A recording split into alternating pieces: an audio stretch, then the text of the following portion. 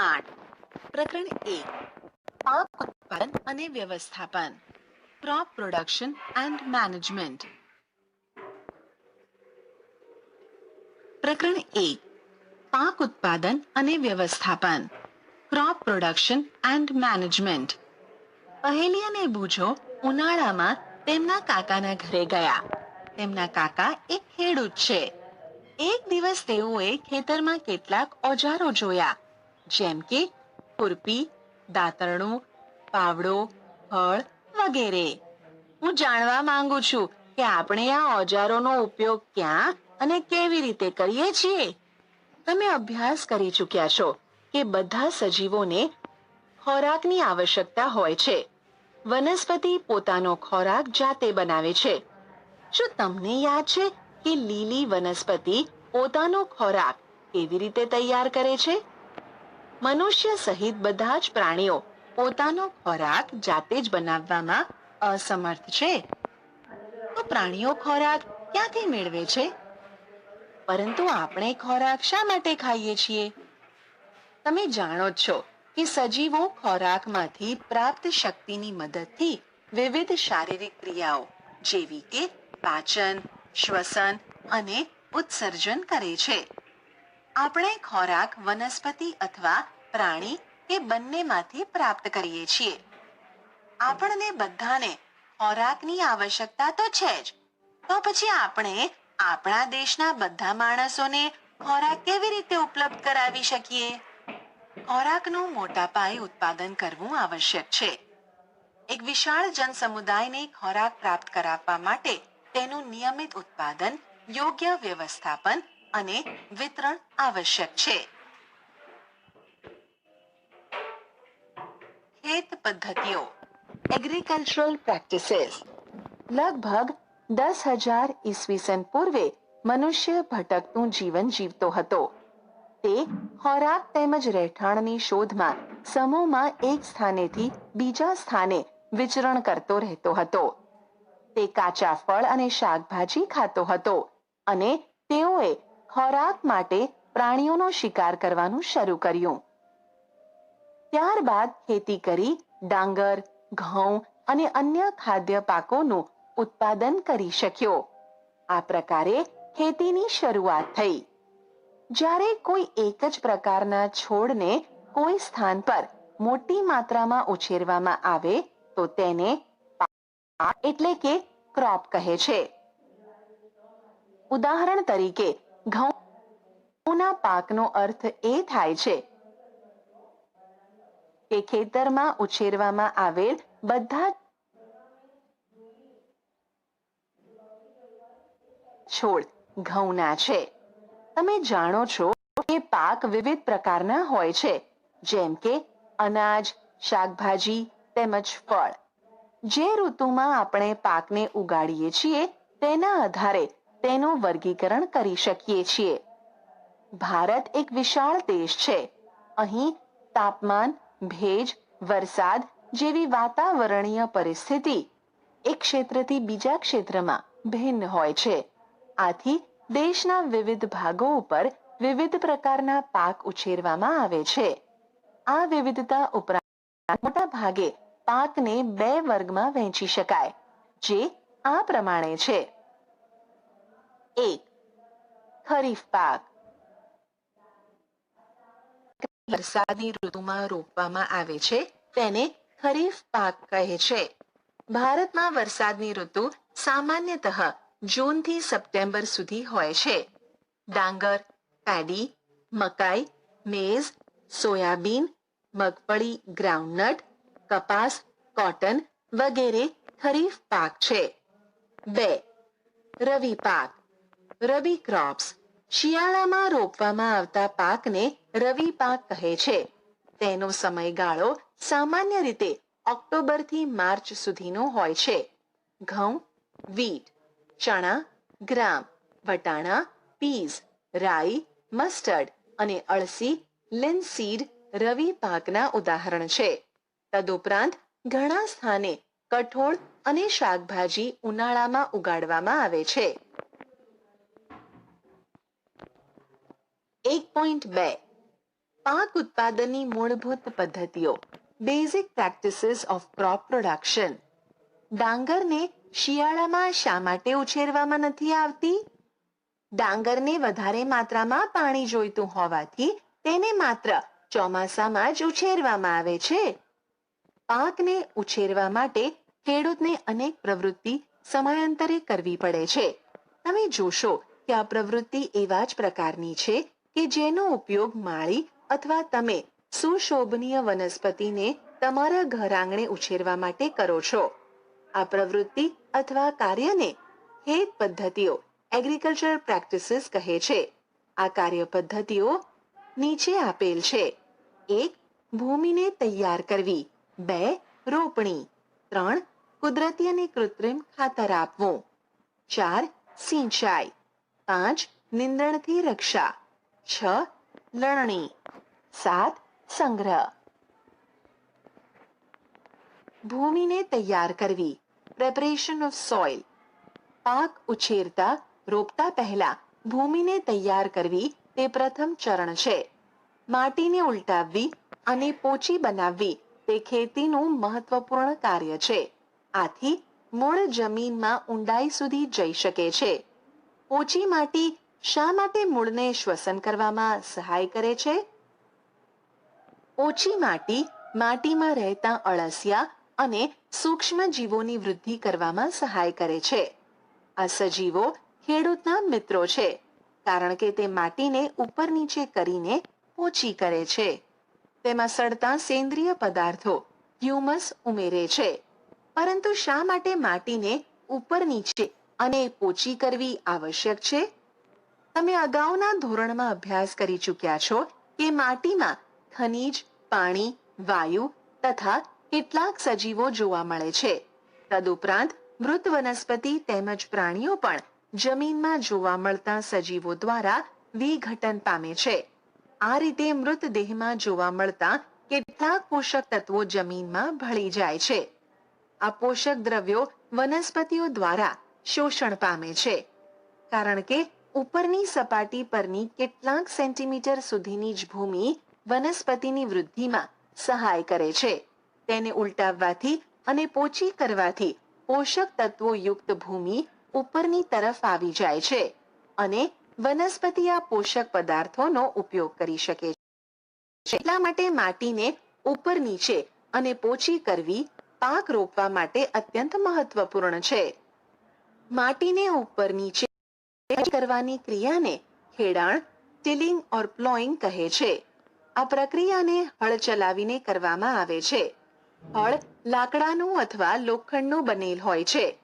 જો માટી અત્યંત સૂકી હોય તો ખેડને અગાઉ તેને પાણી આપવાની જરૂર પણ પડી શકે છે. ખેડેલ ખેતરમાં માટીના મોટા મોટા ભાગ પણ હોઈ શકે છે. તેને ઢેફા, ક્રમ્સ કહે છે. તેને એક પાટિયાની મદદથી તોડવા આવશ્યક હોય છે. વાવણી અને સિંચાઈ માટે ખેતરને સમથળ કરવું આવશ્યક હોય છે. આ કાર્ય સમાર, લેવલર દ્વારા કરવામાં આવે છે.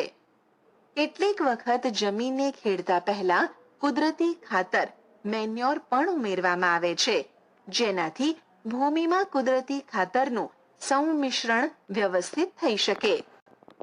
જમીનમાં બીજ રોપતા પહેલા જમીનને પાણી આપવામાં આવે છે.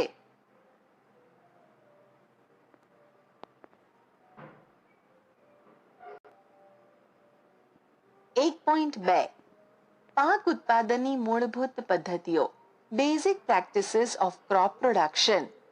ડાંગરને શિયાળામાં શા માટે ઉછેરવામાં નથી આવતી? ડાંગરને વધારે માત્રામાં પાણી જોઈતું હોવાથી તેને માત્ર ચોમાસામાં જ ઉછેરવામાં આવે છે. પાકને ઉછેરવા માટે ખેડૂતને અનેક પ્રવૃત્તિ સમયાંતરે કરવી પડે છે. તમે જોશો કે આ પ્રવૃત્તિ એવા જ પ્રકારની છે કે જેનો ઉપયોગ માળી અથવા તમે સુશોભનીય વનસ્પતિને તમારા ઘર આંગણે ઉછેરવા માટે કરો છો. આ પ્રવૃત્તિ અથવા કાર્યને ખેત પદ્ધતિઓ, એગ્રીકલ્ચર પ્રેક્ટિસીસ કહે છે. આ કાર્ય પદ્ધતિઓ નીચે આપેલ છે. 1. ભૂમિને તૈયાર કરવી. 2. રોપણી. 3. કુદરતી અને કૃત્રિમ ખાતર આપવું. 4 સિંચાઈ, 5 નિંદણથી રક્ષા, 6 લણણી, 7 સંગ્રહ.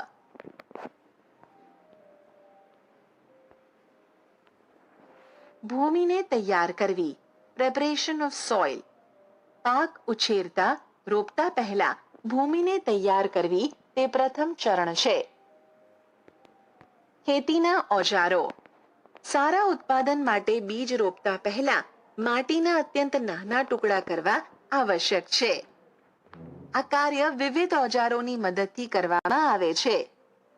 હળ, હરપિયો અને કલ્ટિવેટર, દાંતી આ કાર્ય માટે ઉપયોગમાં લેવાતા મુખ્ય ઓજારો છે. હળ, પ્લો.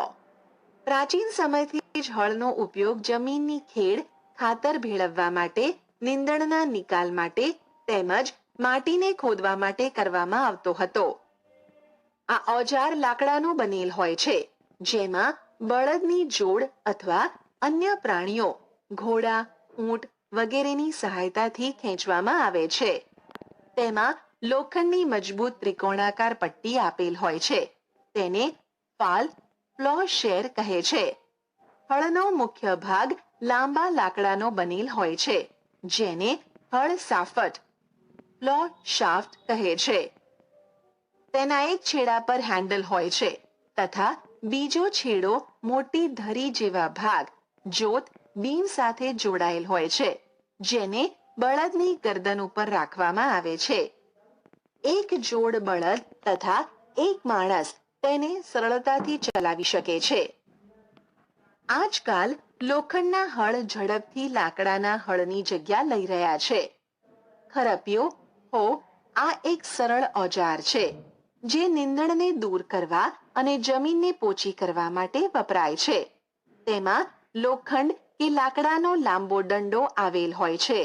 એક મજબૂત, પહોળી અને લોખંડની વળેલી તકતી તેના એક છેડે જોડાયેલ હોય છે, જે બ્લેડની માફક કામ કરે છે.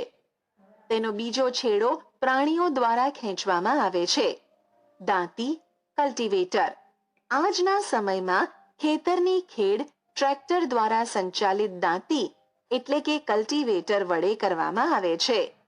કલ્ટિવેટરના ઉપયોગથી શ્રમ તથા સમય બંનેની બચત થાય છે.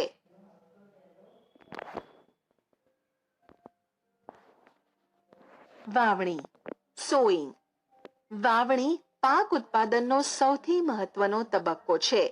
વાવણી પહેલા સારી ગુણવત્તાવાળા બીજની પસંદગી કરવામાં આવે છે. સારી ગુણવત્તાવાળા બીજ સ્વચ્છ અને તંદુરસ્ત હોય છે. ખેડૂત સારી ઉપજ પ્રાપ્ત કરવાવાળા બીજને પ્રાથમિકતા આપે છે. એક દિવસ મેં મારી મમ્મીને ચણાના કેટલાક દાણાને વાસણમાં રાખીને તેમાં કેટલું પાણી ઉમેરતા જોઈ. થોડી મિનિટ પછી કેટલાક બીજ પાણી ઉપર તરવા લાગ્યા. મને આશ્ચર્ય થયું કે કેટલાક બીજ પાણી ઉપર કેમ તરવા લાગ્યા. પ્રવૃત્તિ 1.1. એક બીકર લઈને તેને પાણીથી અડધું ભરી દો. તેમાં એક મુઠ્ઠી ભરીને ઘઉંના દાણા નાખો અને તેને બરાબર હલાવો. કેટલાક સમય સુધી રાહ જુઓ.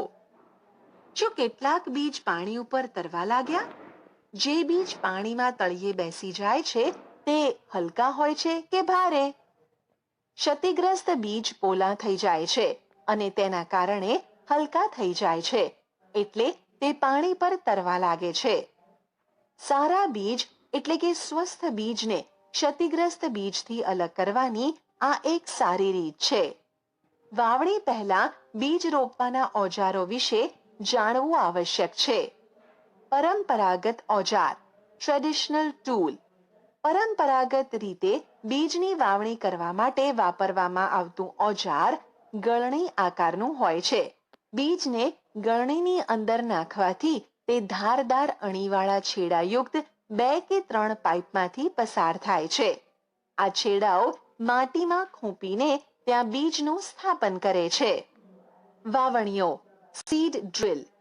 આજના જમાનામાં ટ્રેક્ટર દ્વારા સંચાલિત વાવણીઓ સીડ ડ્રીલ નો ઉપયોગ થાય છે. તેના દ્વારા બીજમાં સમાન અંતર તેમજ ઊંડાઈ બની રહે છે.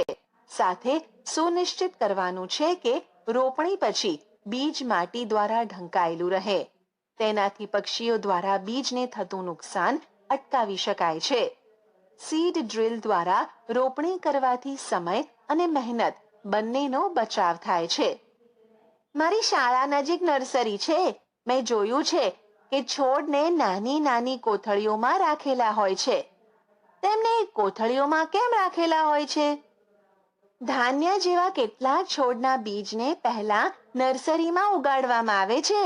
છોડ તૈયાર થઈ જાય ત્યારે તેને મનુષ્ય દ્વારા ખેતરમાં રોપવામાં આવે છે. કેટલાક જંગલના વૃક્ષો તેમજ પુષ્પીય વનસ્પતિઓને પણ નર્સરીમાં ઉગાડવામાં આવે છે.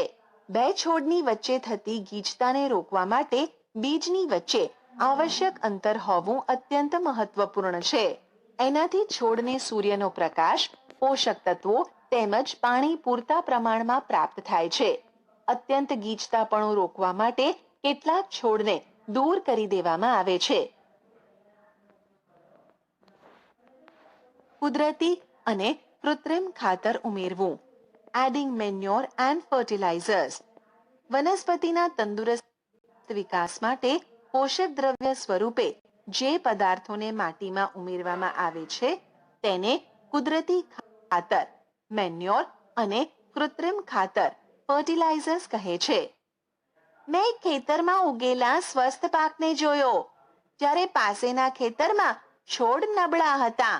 કેટલાક છોડ અન્ય છોડની સરખામણીમાં વધારે સારી રીતે કેવી રીતે ઉગે છે? ભૂમિ પાકને ખનિજ તત્વો પ્રદાન કરે છે, જે પાકની વૃદ્ધિ માટે આવશ્યક છે. કેટલાક ક્ષેત્રમાં ખેડૂત ખેતરમાં એક પછી બીજો પાક ઉછેરે છે. ખેતર ક્યારેય ખાલી છોડતા નથી. કલ્પના કરો કે પોષક દ્રવ્યોનું શું થાય છે? સતત પાકને ઉગાડવાથી માટીમાંથી કેટલાક પોષક દ્રવ્યો ઓછા થઈ જાય છે. આ ક્ષતિ પૂરી કરવા માટે એક ખેડૂત ખેતરમાં કુદરતી ખાતર આપે છે. આ પ્રક્રિયાને ખાતર આપવાની ક્રિયા કહે છે. અયોગ્ય અથવા અપૂરતા કુદરતી ખાતર આપવાથી છોડ નબળા પડી જાય છે. કુદરતી ખાતર એક કાર્બનિક એટલે કે જૈવિક પદાર્થ છે, જે વનસ્પતિ અથવા પ્રાણીઓના વિઘટનથી પ્રાપ્ત થાય છે. ખેડૂત વનસ્પતિ તેમજ પ્રાણીના નકામા દ્રવ્યોને એક ખાડામાં એકઠા કરી તેનું વિઘટન થવા માટે ખુલ્લા છોડી દે છે. વિઘટન કેટલાક સૂક્ષ્મજીવો દ્વારા થાય છે. વિઘટિત પદાર્થને કુદરતી ખાતરના સ્વરૂપે ઉપયોગમાં લેવામાં આવે છે. તમે ધોરણ 6 માં વર્મી કમ્પોસ્ટ અથવા અળસિયાના ખાતર તૈયાર કરવા વિશે અભ્યાસ કરી ચૂક્યા છો. પ્રવૃત્તિ 1.2. મગ અથવા ચણાના દાણાને લઈને તેને અંકુરિત કરો. તેમાંથી એક જ આકારના સરખા પ્રાંકુરને પસંદ કરો. હવે 3 ગ્લાસ અથવા તેના જેવા પાત્ર લો. તેના પર A, B અને C નિશાની કરો. ગ્લાસ A માં થોડીક માટી લઈને તેમાં થોડુંક છાણિયું ખાતર ભેળવો. ગ્લાસ B માં સમાન માત્રામાં માટી લઈને તેમાં થોડુંક યુરિયા ઉમેરો અને ગ્લાસ C માં થોડીક માટી લઈને કાંઈ પણ ઉમેર્યા વગર રહેવા દો. હવે ત્રણેય ગ્લાસમાં સમાન માત્રામાં પાણી ઉમેરીને પ્રાંકુરને રોપી દો અને તેને સુરક્ષિત સ્થાન પર મૂકી દો. 7 થી 10 દિવસ પછી તેની વૃદ્ધિનો અભ્યાસ કરો. શું ત્રણેય ગ્લાસમાં છોડની વૃદ્ધિની માત્રા એક સમાન છે? કયા ગ્લાસમાં છોડની વૃદ્ધિ સારી છે? કયા ગ્લાસમાં છોડની વૃદ્ધિ સૌથી ઝડપી છે? કૃત્રિમ ખાતર એવા રાસાયણિક પદાર્થ છે જે વિશેષ પોષક દ્રવ્યોથી સમૃદ્ધ હોય છે. તે કુદરતી ખાતરથી કેવી રીતે અલગ હોય છે? કૃત્રિમ ખાતરનું ઉત્પાદન કારખાનામાં કરવામાં આવે છે. કૃત્રિમ ખાતરના કેટલાક ઉદાહરણો જેમ કે urea, ammonium sulphate, super phosphate, potash, NPK, nitrogen, phosphorus, potassium છે. તેના ઉપયોગથી ખેડૂતોને ઘઉં તથા મકાઈ જેવા પાકની સારી ઉપજ પ્રાપ્ત કરવામાં સહાયતા મળે છે. પરંતુ કૃત્રિમ ખાતરના અત્યંત વધારે ઉપયોગથી જમીનની ફળદ્રુપતામાં ઘટાડો થાય છે.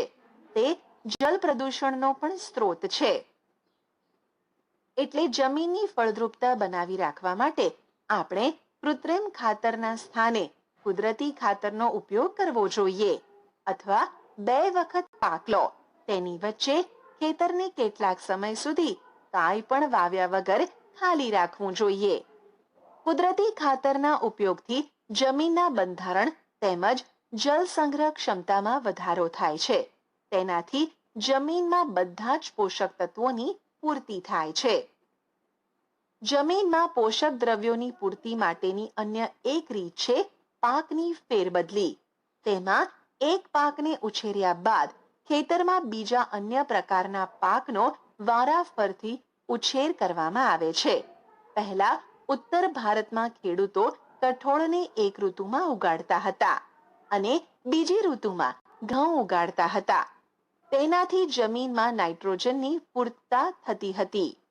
ખેડૂતોને આ પદ્ધતિ સ્વીકારવા માટે પ્રોત્સાહિત કરવામાં આવે છે.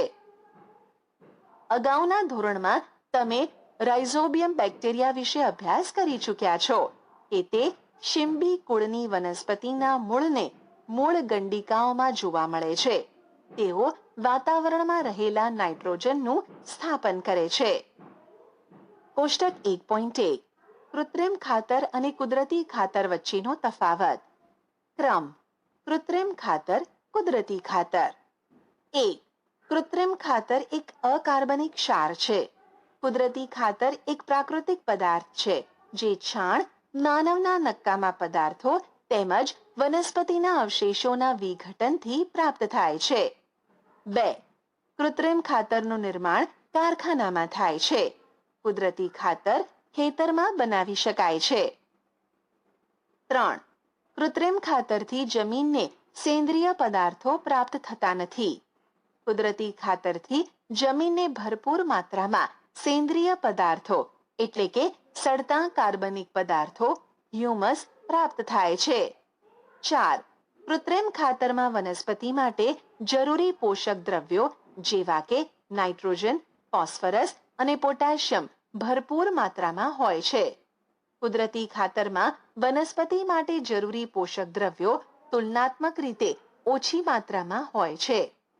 કોષ્ટક 1.1 માં કૃત્રિમ ખાતર અને કુદરતી ખાતર વચ્ચેનો ભેદ દર્શાવવામાં આવ્યો છે. કુદરતી ખાતરના ફાયદા. Advantages of manure. જૈવિક ખાતરને કૃત્રિમ ખાતરની તુલનામાં વધારે સારું ગણવામાં આવે છે. જેના મુખ્ય કારણ: તેનાથી જમીનની જલધારણ ક્ષમતામાં વધારો થાય છે. તેનાથી જમીન છિદ્રાળુ થઈ જાય છે, જેનાથી વાયુ વિનિમયમાં સરળતા પ્રાપ્ત થાય છે. તે ફાયદાકારક સૂક્ષ્મ જીવોમાં વધારો કરે છે. જમીનના બંધારણમાં સુધારો કરે છે.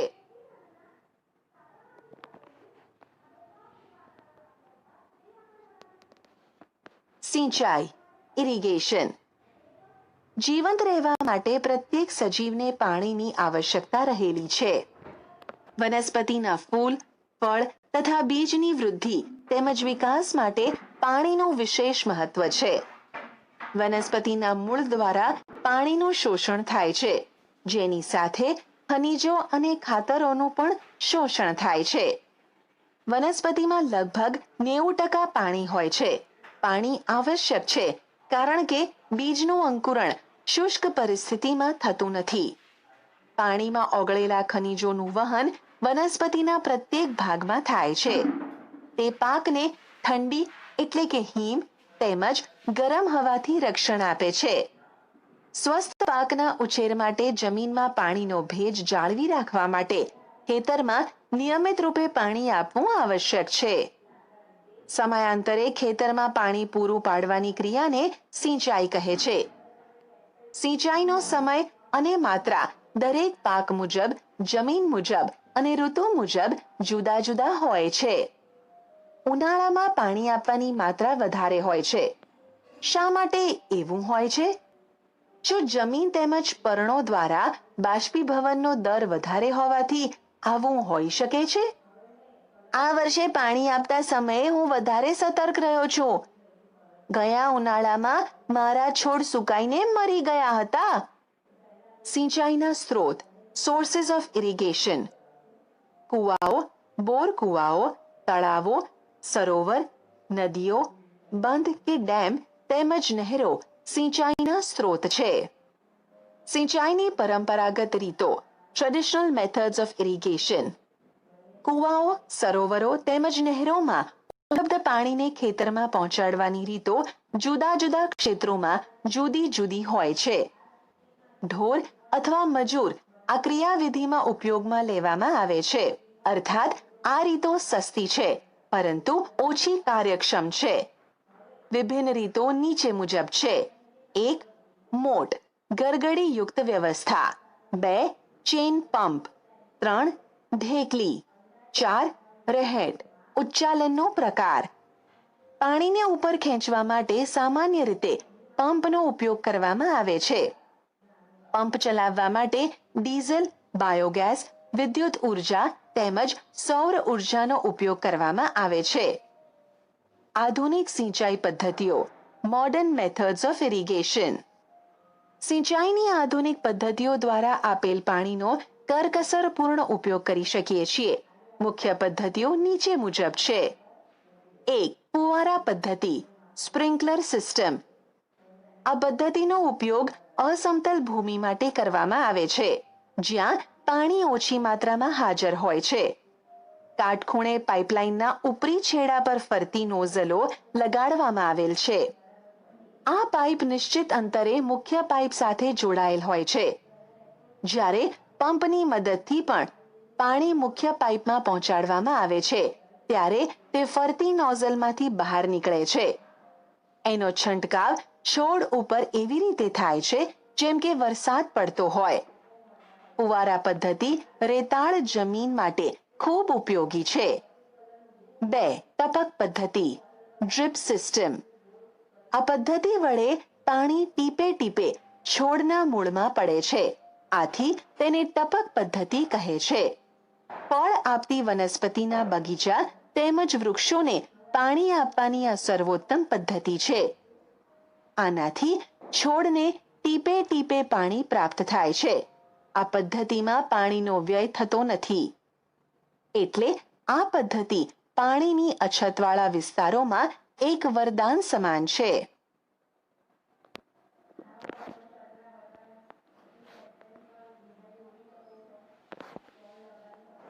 નીંદણથી રક્ષણ, પ્રોટેક્શન ફ્રોમ વીડ્સ. બુજોને પહેલી નજીકના ઘઉંના ખેતરમાં ગયા અને તેઓએ જોયું કે ખેતરમાં પાકની સાથે કેટલાક અન્ય છોડ પણ ઉગ્યા હતા. જો આ અન્ય છોડ કોઈ વિશેષ ઉદ્દેશથી ઉછેરવામાં આવ્યા છે? ખેતરમાં કેટલાક અન્ય અનૈચ્છિક કે બિનજરૂરી છોડ કુદરતી રીતે પાકની સાથે ઉગી નીકળે છે. આવા અનૈચ્છિક કે બિનજરૂરી છોડને નિંદણ, વીડ્સ કહે છે. નિંદણને દૂર કરવાની ક્રિયાને નિંદામણ, વીડિંગ કહે છે. નિંદામણ આવશ્યક છે કારણ કે નિંદણ પાણી, પોષક દ્રવ્યો, જગ્યા તેમજ પ્રકાશ માટે મુખ્ય પાક સાથે સ્પર્ધા કરી તેની વૃદ્ધિ પર અસર કરે છે. કેટલાક નિંદણ લણણીમાં પણ વિક્ષેપ ઊભો કરે છે તથા મનુષ્ય અને પ્રાણીઓ માટે ઝેરી પણ હોઈ શકે છે. નિંદણને દૂર કરવા તેમજ તેની વૃદ્ધિને નિયંત્રિત કરવા ખેડૂત વિભિન્ન પદ્ધતિઓ અપનાવે છે. પાક ઉગાડતા પહેલા ખેતરમાં ખેડ દ્વારા નિંદણ દૂર કરવામાં સહાયતા મળે છે. એનાથી નિંદણ સુકાઈને મરી જાય છે અને માટીમાં ભળી જાય છે. નિંદણમાં પુષ્પ ઉદ્ભવે કે બીજ બને તે પહેલા જ નિંદણને દૂર કરવું એ યોગ્ય છે. સમયાંતરે નિંદણને જમીન નજીકથી કાપવામાં કે મૂળ સહિત જાતે જ ઉખાડવામાં આવે છે. આ કાર્ય ખુરપી અથવા વાવણિયા સીડ ડ્રીલની મદદથી કરવામાં આવે છે. નિંદણને કેટલાક રસાયણોની મદદથી પણ દૂર કરવામાં આવે છે જેને નિંદણનાશક વીડીસાઇડ્સ કહે છે, જેમ કે 2,4-D. ખેતરમાં નિંદણનો નાશ કરવા માટે છંટકાવ કરવામાં આવે છે જેનાથી નિંદણ નાશ પામે છે પરંતુ પાકને નુકસાન થતું નથી. નિંદણનાશકને પાણીમાં યોગ્યતા અનુસાર ભેળવીને સ્પ્રેની મદદથી ખેતરમાં છંટકાવ કરવામાં આવે છે. શું નીંદણનાશકની અસર તેનો છંટકાવ કરનાર વ્યક્તિ પર પણ થાય છે? જેમ કે આગળ જણાવવામાં આવ્યું છે કે નીંદણના વાનસ્પતિક વૃદ્ધિના સમયે પુષ્પ અને બીજ બનતા પહેલા નીંદણનાશકનો છંટકાવ કરવામાં આવે છે. નીંદણનાશકના છંટકાવથી ખેડૂતના સ્વાસ્થ્ય પર પણ અસર પડી શકે છે, એટલે તેણે આ રસાયણોનો ઉપયોગ ખૂબ જ સાવધાનીપૂર્વક કરવો જોઈએ. છંટકાવ કરતી વખતે પોતાનું મુખ તેમજ નાક કપડાથી ઢાંકી દેવું જોઈએ.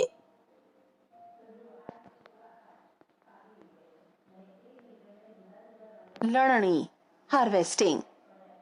પાકની લણણી એક અગત્યનું કામ છે. પાક જ્યારે પૂર્ણ પરિપક્વ થઈ જાય ત્યારે તેને કાપવાની ક્રિયાને લણણી કહે છે. લણણી દરમિયાન કાં તો છોડને ખેંચીને ઉખાડી લેવાય છે અથવા તેને જમીનથી નજીકના અંતરેથી કાપી લેવામાં આવે છે. એક અનાજ પાકને પરિપક્વ થતા 3 થી 4 મહિના લાગે છે. આપણા દેશમાં દાંતરડા સિકલની મદદથી હાથ વડે લણણી કરવામાં આવે છે અથવા એક મશીનનો ઉપયોગ કરવામાં આવે છે જેને હાર્વેસ્ટર કહે છે. કાપવામાં આવેલ પાકમાંથી બીજ દાણાઓને ભૂસામાંથી અલગ કરવાના હોય છે, તેને થ્રેશિંગ કહે છે. આ બંને કાર્ય કમ્બાઈન મશીન દ્વારા કરવામાં આવે છે, જે હકીકતમાં હાર્વેસ્ટર તથા થ્રેશર બંનેનું સંયુક્ત સ્વરૂપ છે. લણણી બાદ છોડના ઠૂંઠા ક્યારેક ખેતરમાં જ રહી જાય છે, જેને ખેડૂત આગ લગાડી દે છે. પહેલી આ ટુકડાઓને ખેતરમાં સળગાવવાથી ચિંતિત છે. તે જાણે છે કે તેના લીધે પ્રદૂષણ થાય છે. તેનાથી ખેતરમાં રહેલ પાકને આગ લાગવાનો પણ ખતરો છે. નાના ખેતરવાળા ખેડૂતો અનાજના દાણાઓને ઉપણવા વિનોઇંગ જેવી ક્રિયા દ્વારા અલગ કરે છે. તમે આના વિશે ધોરણ 6 માં અભ્યાસ કરી ચૂક્યા છો. લણણી ઉત્સવો 3-4 મહિનાના અથાગ પરિશ્રમ પછી લણણી ઉત્સવનો સમય આવે છે. ઊભા પાકનું સુવર્ણ દ્રશ્ય ખેડૂતના હૃદયમાં ઉલ્લાસ તેમજ સારા સમયનો ભાવ સંચાર કરે છે. આ સમય થોડાક આરામ કરવાનો તથા ખુશી મનાવવાનો હોય છે, કારણ કે આગળની ઋતુના પ્રયત્નનું ફળ પ્રાપ્ત થાય છે. એટલા માટે જ ભારતના બધા જ ભાગોમાં લણણીનો સમય હર્ષોલ્લાસ તેમજ ખુશીનો હોય છે. પુરુષ તેમજ મહિલાઓ બધા ભેગા મળીને આ ઉત્સવ ઉજવે છે. લણણી ઋતુની સાથે કેટલાક વિશેષ ઉત્સવ જેમ કે પોંગલ, બૈશાખી, હોળી, દિવાળી, નાબન્ય તેમજ બિહુ જોડાયેલા હોય છે. સંગ્રહ સ્ટોરેજ. ઉત્પાદનનો સંગ્રહ એક મહત્વપૂર્ણ કાર્ય છે. જો ધાન્ય પાકને વધારે સમય સુધી રાખવાના હોય તો તેને ભેજ, કીટકો, ઉંદરો તથા સૂક્ષ્મ જીવોથી સુરક્ષિત રાખવો પડશે. જો તાજા કાપેલા પાકના દાણાઓને સૂકવ્યા વગર જ સંગ્રહ કરવામાં આવે તો તેની બગડવાની અથવા સૂક્ષ્મ જીવો દ્વારા નષ્ટ થવાની તથા બીજાંકુરણ ક્ષમતા ગુમાવવાની સંભાવના વધી જાય છે. અર્થાત સંગ્રહની પહેલા બીજને તાપમાં સૂકવવા આવશ્યક છે, જેનાથી તેનામાં રહેલા ભેજની માત્રામાં ઘટાડો થાય છે, જેથી તેને કીટકો, ઉપદ્રવો, બેક્ટેરિયા અને ફૂગથી રક્ષણ પ્રાપ્ત થઈ જાય છે. ખેડૂત પોતાના પાકના ઉત્પાદનનો સંગ્રહ કોથળાઓ, ધાતુ કે મેટલના મોટા પીપળાઓ તેમજ મોટા પાયા પર અનાજનો સંગ્રહ સાયલોમાં એટલે કે ધાતુના ઊંચા પાત્રોમાં કે ભૂગર્ભમાં અથવા કોઠારમાં કરવામાં આવે છે, જેથી તેનું ઉંદરો અને કીટકો જેવા જંતુઓથી રક્ષણ કરી શકાય છે. લીમડાના સૂકા પાનનો ઘરગથ્થુ અનાજના સંગ્રહમાં ઉપયોગ કરવામાં આવે છે. મોટા સંગ્રહગૃહ સ્ટોરેજમાં અનાજને ઉપદ્રવો તેમજ સૂક્ષ્મ જીવોથી સુરક્ષિત કરવા માટે રાસાયણિક ઉપચાર પણ કરવામાં આવે છે. મેં મારી મમ્મીને લોખંડના પીપમાં રાખેલા અનાજમાં લીમડાના સૂકવેલા પાન મૂકતી જોઈ છે. મને આશ્ચર્ય થયું, આવું કેમ? પ્રાણીઓ દ્વારા ખોરાક. Food from animals. પ્રવૃત્તિ 1.3 તમારી નોટબુકમાં નીચે આપેલ કોષ્ટક બનાવો અને તેને પૂર્ણ કરો. ક્રમ, ખોરાક, સ્ત્રોત. 1. દૂધ, ગાય, ભેંસ, બકરી, ઊંટડી. 2, 3, 4. આ કોષ્ટકને પૂર્ણ કર્યા બાદ 3, 4. આ કોષ્ટકને પૂર્ણ કર્યા બાદ તમે જોયું હશે કે વનસ્પતિઓની જેમ પ્રાણીઓ પણ આપણને વિભિન્ન પ્રકારના ખોરાક પદાર્થ પ્રદાન કરે છે.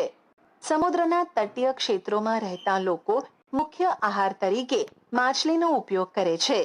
અગાઉના ધોરણમાં વનસ્પતિઓમાંથી પ્રાપ્ત થતા ખાદ્ય પદાર્થો વિશે તમે અભ્યાસ કરી ચૂક્યા છો. આપણે અત્યારે અભ્યાસ કર્યો કે પાક ઉત્પાદનના વિવિધ તબક્કા હોય છે. બીજની પસંદગી, રોપણી વગેરે.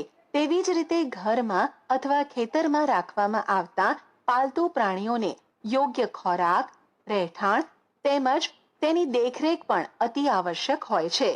જ્યારે આને મોટા પાયા પર કરવામાં આવે છે ત્યારે તેને પશુપાલન એટલે કે એનિમલ હસબન્ડરી કહે છે. તંદુરસ્તી માટે માછલી એક સારો ખોરાક છે. આપણે કોડ લીવર ઓઇલ માછલીમાંથી મેળવીએ છીએ, જેમાં વિટામિન ડી વધારે માત્રામાં હોય છે.